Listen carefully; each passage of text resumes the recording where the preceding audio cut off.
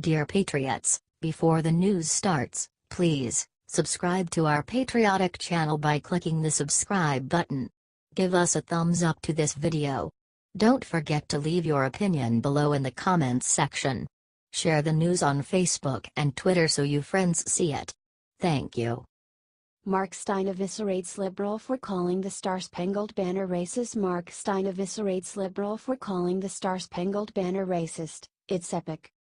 In an interview with Tucker Carlson, conservative commentator Mark Steyn crushed liberals for their increasing hatred of the American flag and their tendency to call everything racist, even Dr. Seuss. So, in the space of about 20 minutes, we have gone from the Confederate flag is racist to the Star-Spangled Banner is racist. We've gone from General Lee is racist to Dr. Seuss is racist. We have gone from, way down on the levee in old Alabama Bammy is minstrelsy to the cat in the hat is minstrelsy, which is actually this Librarians argument, said Steyn in reference to the recent viral story of a librarian rejecting Melania Trump's Dr. Seuss donation for being racist. I looked up the piece she referenced in the Journal of Social Justice Librarians or whatever it is, and it is incredibly moronic. It is part of the dumbing down of American society, explained Steyn. The piece argues that the cat in the hat's bow tie is meant to be an evocation of 19th century racist minstrel shows. Now just off the top of my head, cartoon characters who wear bow ties, Porky Pig, Mickey Mouse, Donald Duck, Huckleberry Hound. Yogi Bear doesn't wear a bow, he wears a tie like me, but his boy sidekick Boo Boo the bear wears a bow tie, he argued.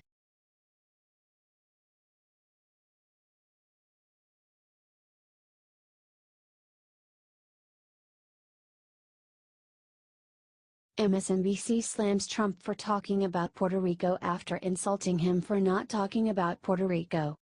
MSNBC's Katie Cho criticized President Trump very harshly for not talking enough about Puerto Rico. Something we didn't see during Harvey was the president took a real break from starting fights on Twitter. It's notable that Puerto Rico happened a number of days ago and the president, while they were suffering. The president was picking a big fight with the NFL and tweeting about it for days on end, said Tur. However, just 30 minutes later, she critiqued Florida Governor Rick Scott for having a press conference on Puerto Rico. Puerto Ricans can't hear any of this. So who is all of this for? Asked her. So basically, if you don't tweet about Puerto Rico, you are ignoring them. If you do talk about Puerto Rico, it's pointless because they can't hear you anyway.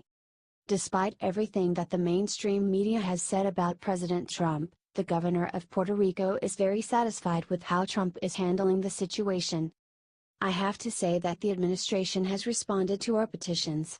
FEMA, Brock Long, has been on the phone virtually all the time with me, checking out how things are going, said Puerto Rico Governor Ricardo Rossello in an interview. President Trump even tweeted about it in Puerto Rico. It is one of the few tweets President Trump has made that the media has completely ignored. Puerto Rico Governor Ricardo Rossello just stated, the administration and the president, every time we've spoken, they've delivered.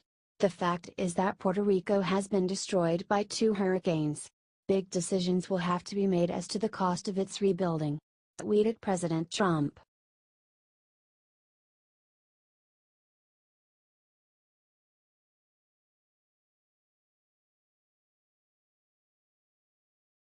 NFL player's wife exposes how her husband was tricked into sitting out the national anthem. Jesse James Decker posted last week about how much she loves this country and loves singing the national anthem. That is one of the reasons people were surprised when her husband, Tennessee Titans wide receiver Eric Decker, sat out the national anthem. According to Jesse, her husband was tricked. Sadly, he wasn't made aware that a decision had been made for him until he came out and it was over. If he had known, he would have been out there hand over heart. Unfortunately, he wasn't made aware it was time to head out to the field as they always do every game, she wrote on Instagram. Eric Decker responded to this comment by writing "Preach baby." However, this contradicts the post written by the Tennessee Titans, which claimed that the team all decided they would sit out the national anthem. As a team, we wanted to be unified in our actions today. The players jointly decided this was the best course of action. Our commitment to the military and our community is resolute, and the absence of our team for the national anthem shouldn't be misconstrued as unpatriotic, they wrote. Who do you believe? Here is a quote from a post written by Jesse James Decker earlier in the week. One of my favorite things to do is sing the national anthem. I think about my dad, my uncles, my cousins, both grandfathers who fought in the Vietnam War. I think about how my grandfather Papa Tim would ask me to sing this song for him every time I saw him, and how he would make me turn the other way to sing it so he could just weep and cry as hard as he wanted because it meant so much to him.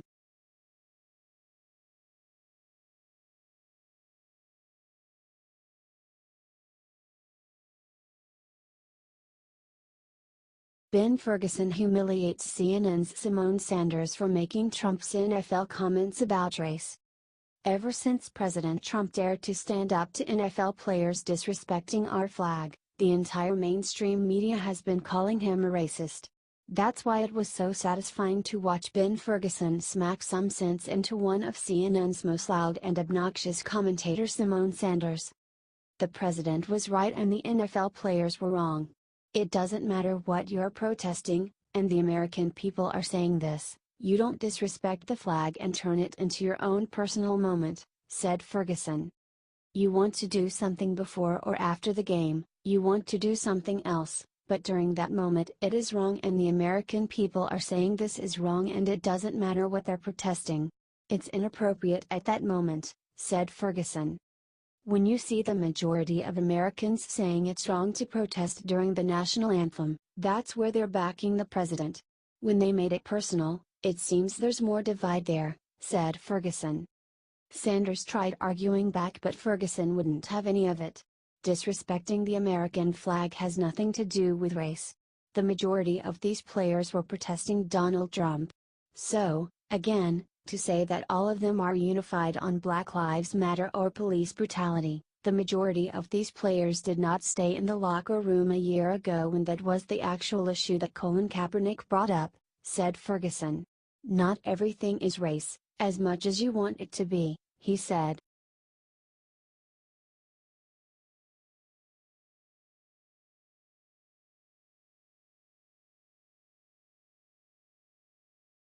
Breaking Muslims in Nazareth just cancelled Christmas, the reason is awful. Nazareth is a city of central importance to Christians. It is, of course, where Jesus Christ grew up, as documented in the New Testament. It is also the place where Gabriel visited the Virgin Mary and informed her that she would bear the Son of God. However, the Nazareth as depicted in the New Testament is certainly not the same city as it is today. For starters, the city, which is located in present-day Israel, has a population that is 2/3 RDS Muslim. However, the city's leaders still recognized how important the city is to Christians, and catered to Christian visitors at Christmas time with a parade, numerous concerts and a Christmas market to mark the special time in our calendar. Unfortunately, in a disturbing turn of events, Nazareth Mayor Ali Salam has announced that he would be canceling all Christmas-related celebrations for this year. His reason is that he upset that President Donald Trump has formally recognized that Jerusalem is the capital of Israel and is now planning on moving the U.S. Embassy in Israel there.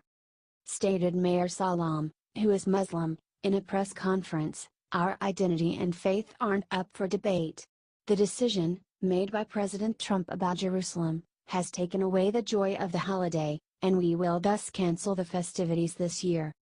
The people in the town, Muslims, Jews and Christians alike, will suffer without the income that would have been brought in from the tens of thousands of Christian pilgrims that normally come every year." The pro-Christian organization The Brotherly Covenant in Israel slammed Mayor Salim's decision, saying that it harms Christians in Israel and in the world on their holy day. Are you disgusted that Mayor Salim has cancelled Christmas celebrations in Christ's hometown?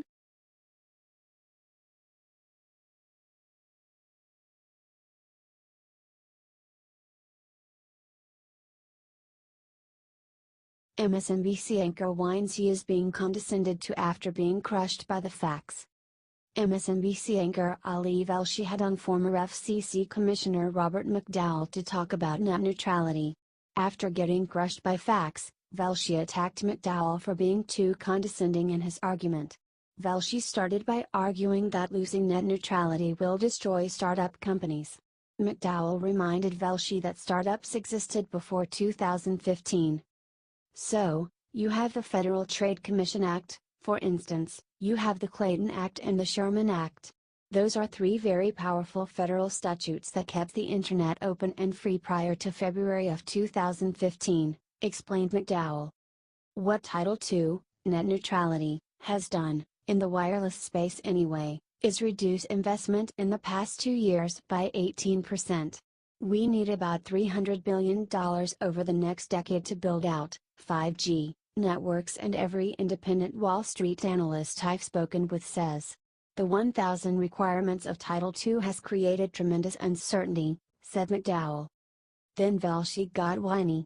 Look, I just feel like we're having a really unfair conversation here. I'm trying to have a conversation on the merits of the principle of unintended consequences and you're dropping a lot of legalese, said Velshi. The legalese is the merits though, Ali. That's what's at play here, and maybe you haven't read these laws, said McDowell. I'm very familiar with net neutrality. I'm really not that familiar with being condescended to, whined Velshi.